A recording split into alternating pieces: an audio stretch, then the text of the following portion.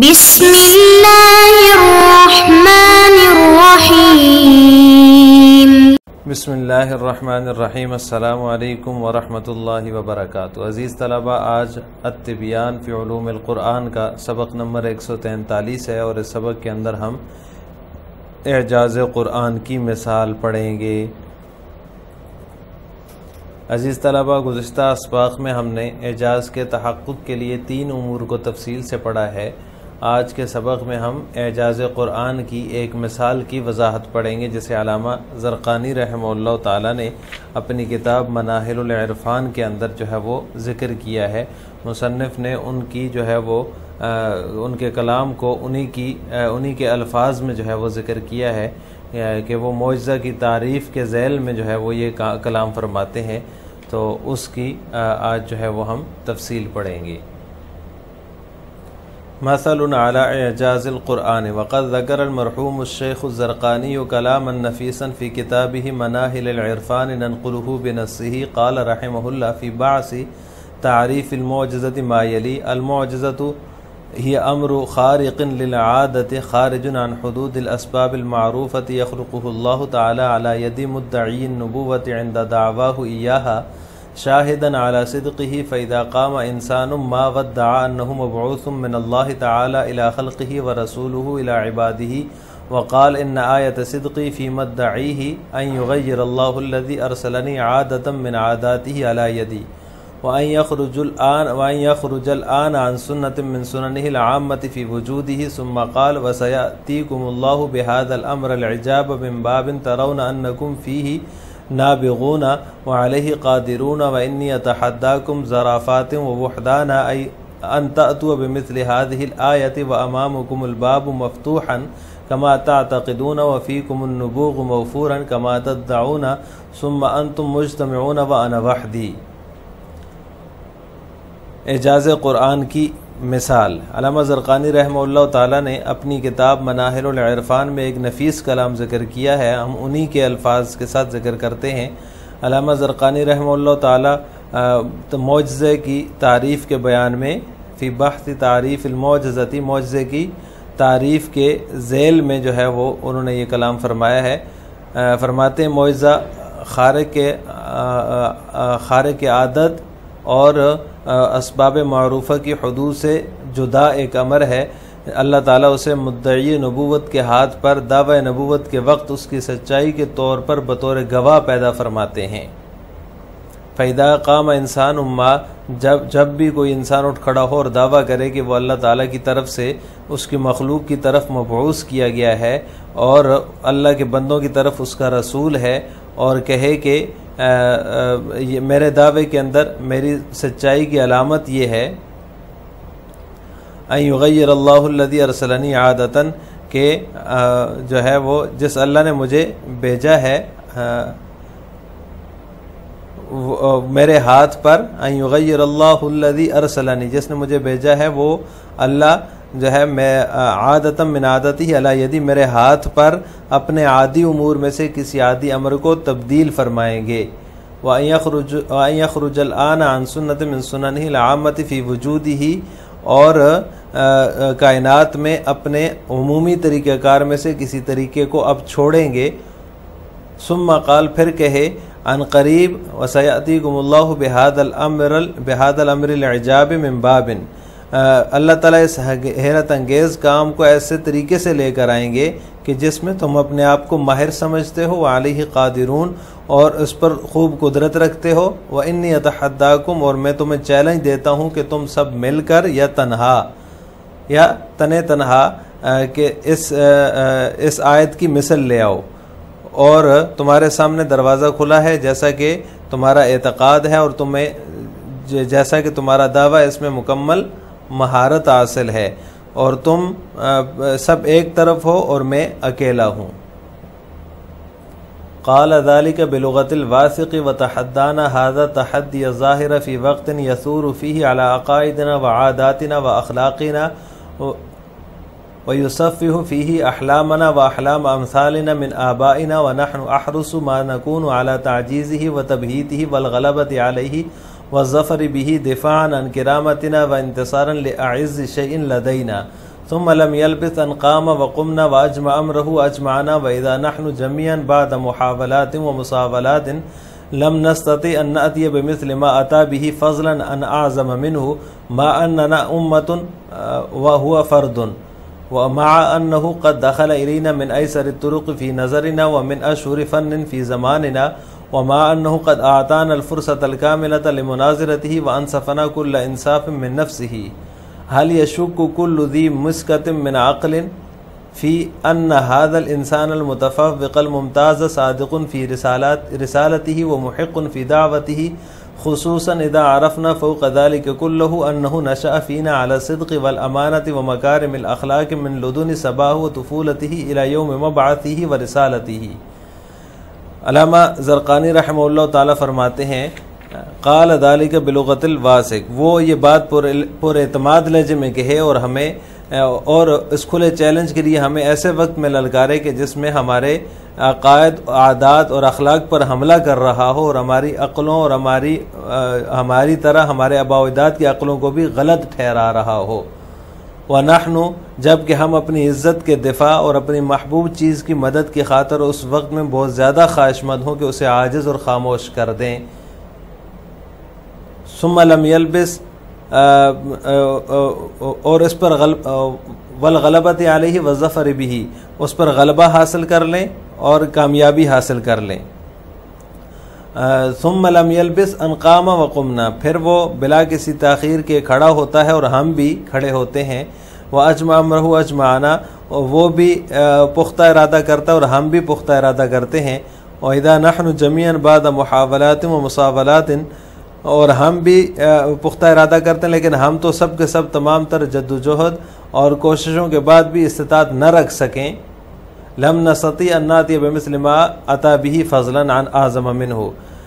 کہ اس کے لائے ہوئے مثل لے آئیں چہ جائے کہ اس سے عظیم اور افضل ہو. فضلا عن اعظم منه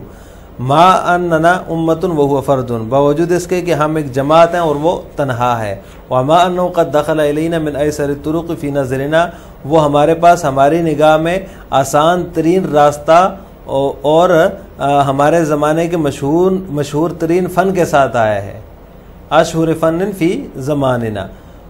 ومع انه قد اعطانا الفرصة الكاملة لمناظرته، اور ساتھ ساتھ اس نے ہمیں مقابلے کا کافی موقع بھی فراہم کیا ہے اور اپنی طرف سے ہمارے ساتھ مکمل انصاف کیا ہے.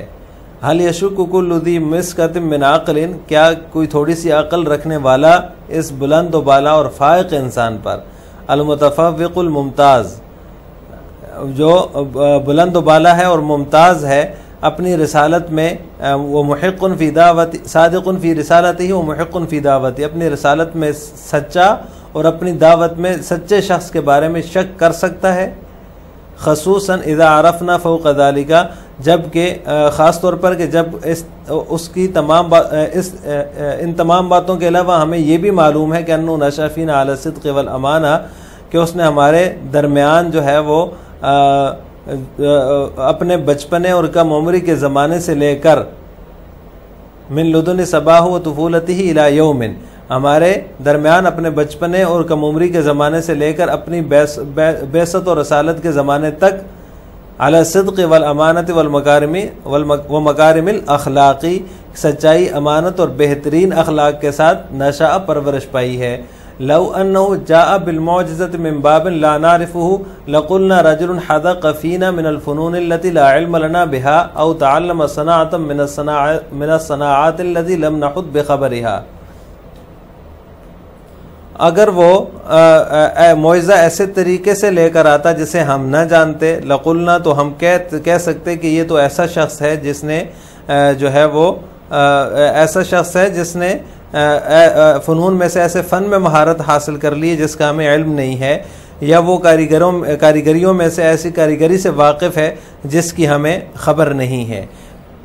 اما وقد جاءنا من الناحیۃ التي نشهد لانفسنا فيها بالتفوق والسبق فلا يسعنا الا الاذعان له والايمان بما جاء به ما دمنا منصفين.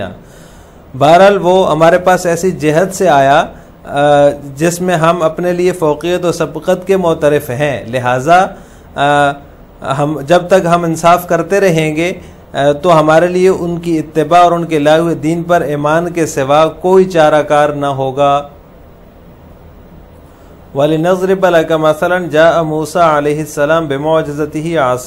عَصًا مِّنَ الْخَشَبِ لَا رَوْحَ فِيهَا وَلَا حَرَكَةَ وَلَا لِينَ وَلَا رُطُوبَةَ ثُمَّ أَلْقَاهَا بِاسْمِ الَّذِي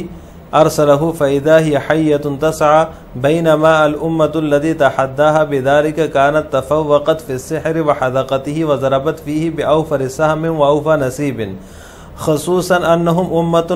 وهو فرد وهم نابغون في السحر وهو مع نشأته فيهم لم يعرف يوما من الأيام بمعالجة السحر فهل يبقى للشك ذل بعد أن ألقى موسى عصاه فإذا هي تلقف ما يأفكون فوقع الحق وبطل ما كانوا يعملون فغلبوا هنالك وانقلبوا صاغرين وألقي السحرة ساجدين قالوا آمنا برب العالمين رب موسى وهارون۔ علامہ زرقانی رحمہ اللہ فرماتے ہیں کہ ہم آپ کے سامنے ایک مثال بیان کرتے ہیں۔ حضرت موسیٰ علیہ السلام جو ہے وہ اپنی لکڑی کی لاٹھی کا معجزہ لے کر آئے جس میں نہ روح تھی نہ حرکت اور نہ ہی نرمی تھی اور نہ ہی تری تھی۔ پھر جس ذات نے انہیں بھیجا تھا ثم القاہا بسم الذی ارسلہ، جس ذات نے انہیں بھیجا اس کا نام لے کر اسے پھینک دیا۔ فَإِذَا هِيَ حَيَّةٌ تَسْعَىٰ، تو وہ دوڑتا ہوا سانپ بن گیا۔ بَيْنَمَا الْأُمَّةُ الَّتِي تَحَدَّاهَا بِذَٰلِكَ كَانَتْ قَدْ تَفَوَّقَتْ فِي السِّحْرِ، جبکہ وہ قوم جس کو آپ نے اس بات کا چیلنج دیا تھا وہ جو ہے وہ سحر میں فائق اور ماہر اور اس میں بلند مقام اور وافر حصہ رکھتی تھی۔ خصوصاً انہم امۃ وہو فرد، خصوصاً جبکہ وہ لوگ ایک قوم اور آپ ایک فرد تھے اور وہ جادو میں ماہر بھی تھے۔ وہوا مع نشأتہ فیہم لم یعرف یوم من الایام، جبکہ آپ علیہ السلام کے بارے میں ان کے درمیان پرورش پانے کے باوجود کسی دن بھی جادو کرنے کے علم نہ ہو سکا۔ فہل یبقى للشک ظل بعد ان القى موسیٰ عصاہ، تو کیا شک کا کوئی ادنا پرتو باقی رہ جاتا ہے بعد ازاں کہ موسیٰ علیہ السلام کا عصا ڈالنا تھا۔ فَإِذَا هِيَ تَلْقَفُ مَا يَأْفِكُونَ، اس نے اژدہا بن کر ان کے سارے بنائے کھیل کو نگلنا شروع کر دیا۔ فَوَقَعَ الْحَقُّ وَبَطَلَ مَا كَانُوا يَعْمَلُونَ، پس اس وقت حق ظاہر ہو گیا اور انہوں نے جو کچھ بنایا تھا سب آتا جاتا رہا۔ فَغُلِبُوا هُنَالِكَ وَانقَلَبُوا صَاغِرِينَ وَأُلْقِيَ السَّحَرَةُ سَاجِدِينَ، پس وہ لوگ اس موقع پر ہار گئے اور خوب ذلیل ہوئے اور جو جادوگر تھے وہ سجدے میں گر گئے، کہنے لگے کہ ہم ایمان لائے رب العالمین پر جو موسیٰ اور ہارون کا بھی رب ہے۔ الحق ابلج ولذلك كان اول من آمن به هم السحرة انفسهم لانهم اعرفوا بالسحر ومقدماته ونتائجه وقد رأوا رأي العين ان ذلك الاعجاز ليس من نوع السحر الذي عرفوه قل مثل ذلك في معجزة كل رسول أرسله الله قل هو في عيسى بن مريم عليه السلام وإبرائه الأكمى والأبرص وإحياء الموتى وخلقه من طين كهيئة الطير بإذن الله أمام قوم نبغوا في الطب أيما نبوغ ومهروا فيه أيما مهارة وقل مثل ذلك وأكثر من ذلك في خاتم الأنبياء سيدنا محمد صلى الله عليه وسلم وما جاء به من آيات بينات ومعجزات واضحات وحسبك القرآن وحده برهانا ساطعا بل براهين ساطعات كل مقدار 3 آيات منه حجة قاطعة تقوم في فم الدنيا إلى يوم الساعة تتحدى العالم بما يكون فيها من أسرار الفصاحة والبيان والعلوم والمعارف وأنباء الغيب وشواهد الحق۔ الحق ابلج، حق ضرور آشکارا ہوتا ہے۔ اسی بنا پر سب سے پہلے آپ پر ایمان لانے والے خود جادوگر تھے، اس لیے کہ وہ جادو اور اس کے مبادی اور نتائج کو زیادہ جاننے والے تھے، اور انہوں نے اپنی آنکھوں سے دیکھا کہ یہ معجزہ اس جادو کی کسی بھی قسم میں داخل نہیں جسے وہ جانتے ہوں۔ قل مثل ذلك في معجزة كل رسول، آپ اسی طرح ہر اللہ کے بھیجے ہوئے رسول کے معجزے کے بارے میں کہہ سکتے ہیں۔ آپ حضرت عیسیٰ علیہ السلام کا طب میں کامل مہارت رکھنے اور ید طولہ رکھنے والی قوم کے سامنے ان کا مادرزاد اندھے اور برس یعنی جزام کے بیمار کو اچھا کر دینے، مردوں کو زندہ کر دینے اور اللہ کے حکم سے پرندے جیسی شکل بنانے، وخلقہ من الطین کے حیۃ الطیر، اور جو ہے وہ اللہ کے حکم سے پرندے جیسی شکل بنا دینے کے بارے میں بھی یہی کہیے.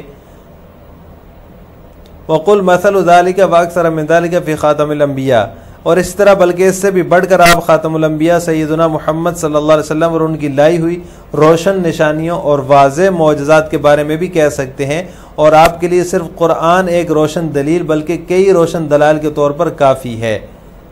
کل مقدار، اس میں ہر 3 آیتوں کے بقدر کلام قطعی دلیل ہے. تقوم فی فم الدنیا الی یوم الساعہ، جو دنیا کے سامنے قیامت تک کے لیے کھڑی ہے. تتحدى العالم بما يكون فيها من اسرار الفصاحة والبيان، اور دنیا کو جو ہے وہ للکار رہی ہے اپنے اندر سموئے فصاحت و بلاغت، علوم و معارف کے رازوں، غیب کی خبروں اور حق کے دلائل کے ذریعے سے. لہٰذا آج کے سبق کا خلاصہ یہ ہوا کہ ہم نے علامہ زرقانی رحمہ اللہ تعالیٰ کی ذکر کردہ اعجاز قرآن کی ایک مثال کے بارے میں تفصیل پڑھی ہے. السلام علیکم ورحمۃ اللہ وبرکاتہ.